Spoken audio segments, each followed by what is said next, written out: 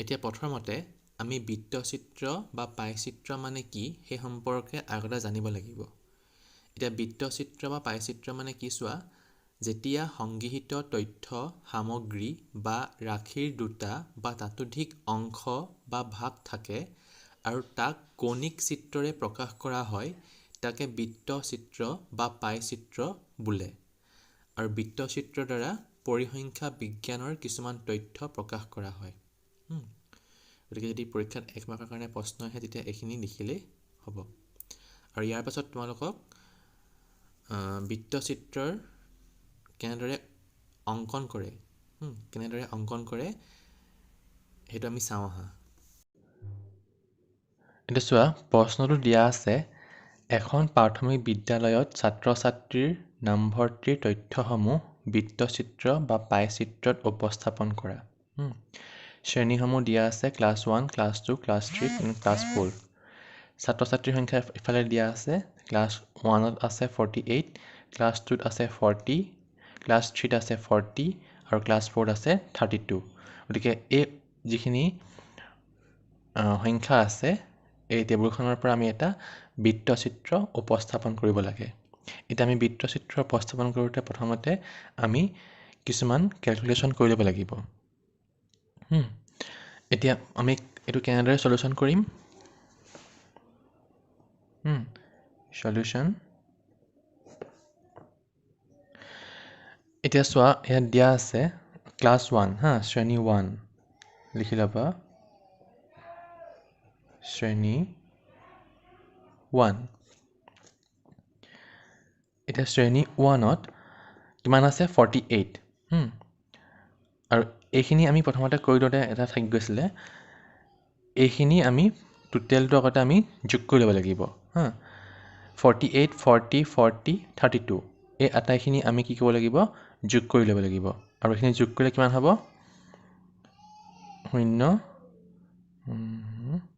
160।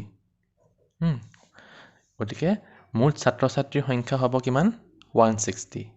তাৰপাছতে আমি এনেকৈ শ্ৰেণী 1 লিখি পিনে আমি কৰিব লাগিব। এতিয়া কিমান দিয়া আছে? n সমান 160, অৰ্থাৎ মুঠ ছাত্ৰ ছাত্ৰীৰ সংখ্যা পালোঁ আমি কিমান? 160 তলত বহালোঁ। আৰু ক্লাছ 1ত কিমান কৰিছোঁ? কিমান দিয়া আছে? 48 দিয়া আছে। 48 ইনটু 360 ডিগ্ৰী।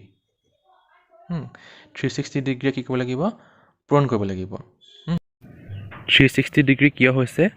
যে এটা বৃত্তৰ ভিতৰত 360 ডিগ্ৰী কোণ থাকে আৰু সেইকাৰণে আমি 360 ডিগ্ৰীয়ে ইয়াক আমি পূৰণ কৰিব লাগিব। যদি আমি কৰোঁ তেতিয়া কিমান হ'ব? 0, 0 কাট খালে 4 4 গুণ 16, 4 9 গুণ 36। আকৌ 4 যাব নহয়, 4 1 গুণ 4, 4 2 গুণ 8। এতিয়া 12, 9 থাকিলেগে। এতিয়া 12 9 কিমান হ'ব? পূৰণ কৰিলে 108 ডিগ্ৰী। ইয়াত ডিগ্ৰী আছে নহয়, সেইকাৰণে আমি ডিগ্ৰী চিন বহাব লাগিব। হ'ব। নেক্সটটো ক্লাছ 2। ক্লাছ 2 উলিয়াই ল'ব লাগিব আগতে আমি। শ্ৰেণী 2। একেই আগৰ দৰে 160 দিয়া আছে। মুঠ ছাত্ৰ ছাত্ৰীৰ সংখ্যা পালোঁ আমি 160 ডিগ্ৰী তলত বহিব। আৰু ক্লাছ 2ত কিমান আছে? ছাত্ৰ ছাত্ৰীৰ সংখ্যা 40 আছে, সেইকাৰণে 40 বহালোঁ ওপৰত। আৰু এইপিনে পূৰণ 360 ডিগ্ৰী। ইয়াতো একেই, 0 0 কাট খালে 4 4 গুণ 16, 4 9 গুণ 36।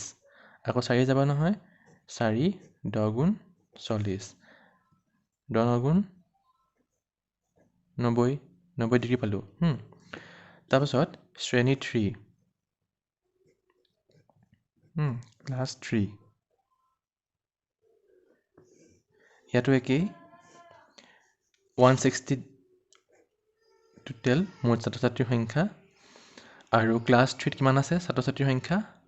40 আছে, সেইকাৰণে 40 বহালোঁ ইনটু 360 ডিগ্ৰী ইয়াত পূৰণ কৰিলোঁ 0 0 কাট খালে 4 4 গুণ 16 4 9 গুণ 36 ইয়াত হৈ যাব 4 10 গুণ 40 ইয়াত আমি 90 ডিগ্ৰী পালোঁ হ'ব তাৰ পাছত শ্ৰেণী 4 ক্লাছ 4 টো উলিয়াব লাগিব এতিয়া ক্লাছ 4 টো মুঠ ছাত্ৰ-ছাত্ৰীৰ সংখ্যা কিমান আছে 160 আছে 160 ডিগ্ৰী 160 মুঠ ছাত্ৰ-ছাত্ৰীৰ সংখ্যা তাৰ পাছত ক্লাছ 4 কিমান আছে ছাত্ৰ-ছাত্ৰীৰ সংখ্যা 32 আছে 32 বহালো ইনটু 360 ডিগ্ৰী এইটো কটাকটি কৰিলে 0 0 4 গুণ 16 4 9 গুণ 36 আকৌ 4 যাব নহয় 4 8 গুণ 32 8 9 গুণ কিমান হ'ব 72 ডিগ্ৰী গতিকে আমি ক্লাছ শ্ৰেণী 1ত পালোঁ কিমান 108 ডিগ্ৰী শ্ৰেণী 2 পালোঁ 90 ডিগ্ৰী শ্ৰেণী 3ত পালোঁ 90 ডিগ্ৰী শ্ৰেণী 4ত পালোঁ আমি 72 ডিগ্ৰী গতিকে এই 108 ডিগ্ৰী 90 ডিগ্ৰী 90 ডিগ্ৰী আৰু 72 ডিগ্ৰী এই আটাইকেইটা যোগ কৰিলে কিন্তু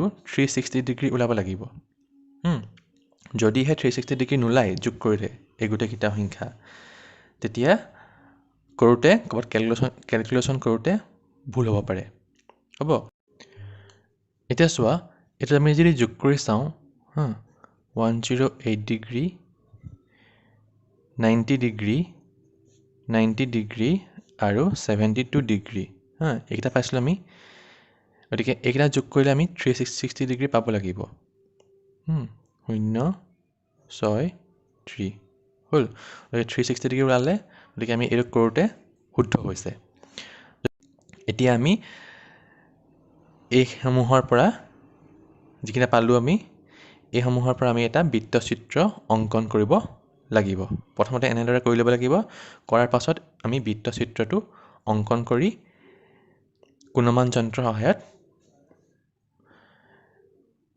আমি বৃত্তচিত্ৰটো অংকন কৰিব লাগিব এতিয়া আমি মধ্যমীয়া চাইজৰ সমানকে এটা বৃত্ত এটা আঁকি ল'ব লাগিব কাটা কম্পাছেদি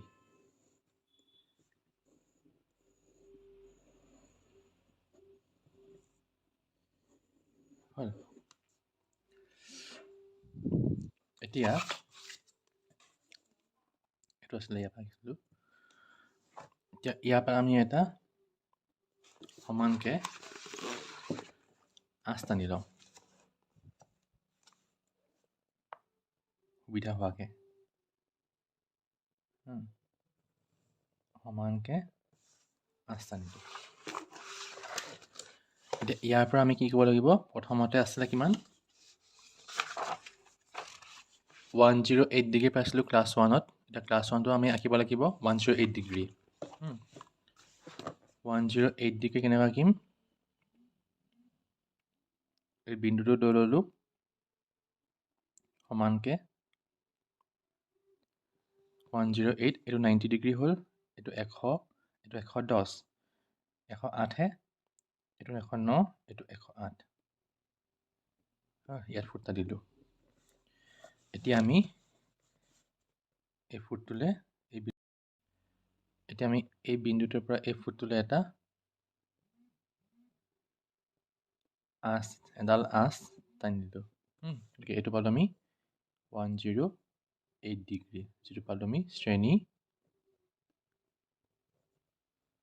1 হ'ল নেক্সটটো কিমান দিয়া আছে শ্ৰেণী 2টোত 90 ডিগ্ৰী এতিয়া 90 ডিগ্ৰী ৰাখিব লাগিব কেনেকৈ ৰাখি 90 ডিগ্ৰী তেনেকৈ ঘূৰাই পিনে এই চিনটো এই বিন্দুটোত পৰিব লাগিব আৰু এই চিনডালৰ পৰা সমান হ'ব লাগিব হৈছে এতিয়া 90 ডিগ্ৰী আছে নহয় এইটো 90 ডিগ্ৰী ফুটটো দিলোঁ এতিয়া আমি এইটো এডাল আঁচ টানি দিলোঁ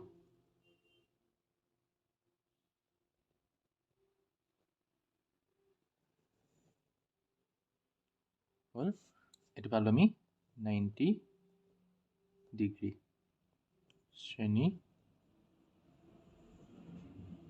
2 হ'ল। তাৰপাছত ক্লাছ 3টো কিমান আছিলে? এইটো 90 ডিগ্ৰী আছিলে, এইটো 90 ডিগ্ৰী ৰাখিব লাগিব। কেনেকুৱা ৰাখিম? এডাল ইয়াৰ পোনে পোনে এনেকৈ বহাই দিলোঁ, আগৰটোতো একেই। এই বিন্দু ইয়াত থ'ব লাগিব আৰু এই চিনডাল ইয়াৰ পোনে পোনে বহিব লাগিব। এতিয়া 90 ডিগ্ৰী আছে নহয়, 90 ডিগ্ৰী হ'লে এইটো 90 ডিগ্ৰী। এতিয়া আমি ইয়াৰ পৰা ইয়াৰ ফালে এডাল চিন আঁচ টানি দিম, 90 হ'ল। এইটো পালোঁ আমি 90 ডিগ্ৰী শ্ৰেণী 3 আৰু এইডোখৰ আমি 72 ডিগ্ৰী পাব লাগিব, কাৰণ ক্লাছ 4টো আমি উলিয়াওঁতে কিমান পাইছিলোঁ? 72 ডিগ্ৰী ওলাইছিলে।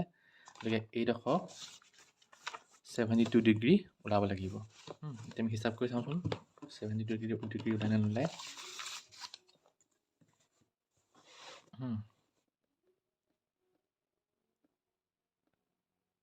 কৰোঁ।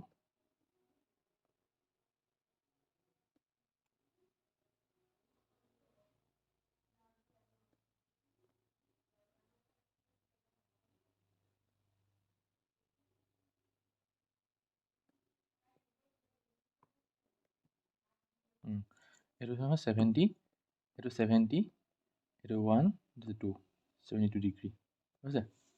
গতিকে এইডোখৰ আমি কিমান পালোঁ? 72 ডিগ্ৰী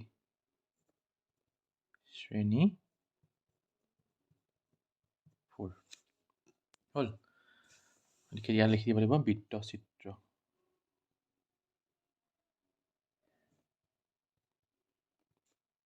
বা পাই চিত্ৰ। গতিকে আমি বৃত্তচিত্ৰ অংকন কৰোঁতে প্ৰথমতে আমি এই টেবুলখনৰ পৰা এনেদৰে এই ডিগ্ৰীসমূহ আগতে উলিয়াই ল'ব লাগিব। শ্ৰেণী 1, শ্ৰেণী 2, শ্ৰেণী 3 আৰু শ্ৰেণী 4 আৰু লাষ্টত এই গোটেইকেইটা যিকেইটা পালোঁ আমি ডিগ্ৰী, এই গোটেইকেইটা যোগ কৰি 360 ডিগ্ৰী ওলাব লাগিব। হ'ব।